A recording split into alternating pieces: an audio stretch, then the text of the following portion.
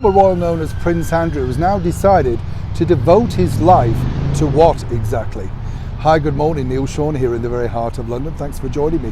Hope you're keeping well today. And yes, this is one of your big breaking royal stories coming out of London. I don't know about you, but I felt incredibly sorry, whichever way you look at it, for the former royal known as Prince Andrew, the Duke of York. A lot of people were very unkind about him escorting his elderly mother to Westminster Abbey for, of course, the memorial service of her late husband, the Duke of Edinburgh. Some people were absolutely totally unkind online.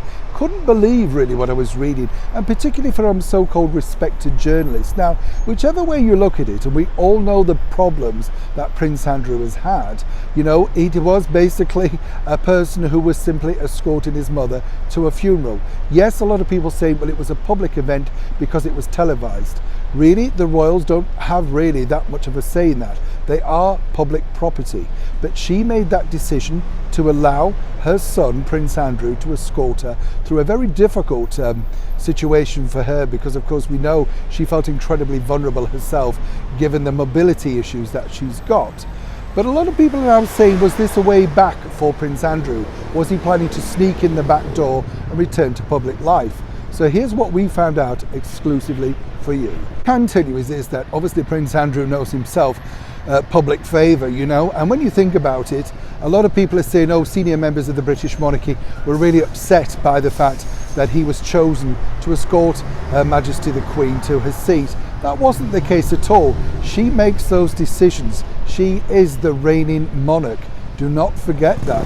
You know, finally, any decision comes down to her. And I do suspect also that, you know, she wanted to make a statement herself that not as a queen, as a monarch, but as a mother, she was supporting her son. And let's also not forget that Prince Andrew is simply not being charged with any criminal offence. A lot of people keep forgetting that element of it.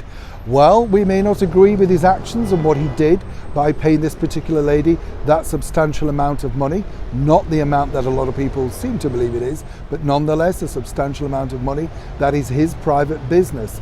But moving forward, I can tell you that Prince Andrew has now decided that he wishes to remain naturally out of the spotlight, and he's going to be devoting his life, if you like, to looking after his mother, the Queen.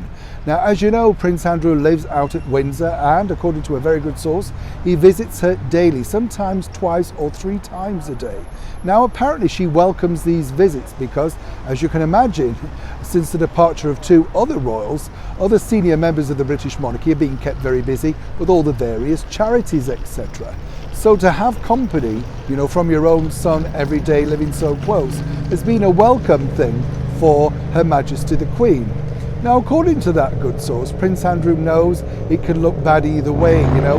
Is he trying to curry favour with the monarch? It's ridiculous, isn't it? He is her son. So consequently, I think that out of all of this terrible situation that Prince Andrew has found himself in, at least in these particular difficult years for our gracious Majesty the Queen, then of course he could possibly redeem himself and do the right thing by spending as much time as possible with her. And if that gives her comfort and joy, then who are we to argue? Neil Sean in the very heart of London.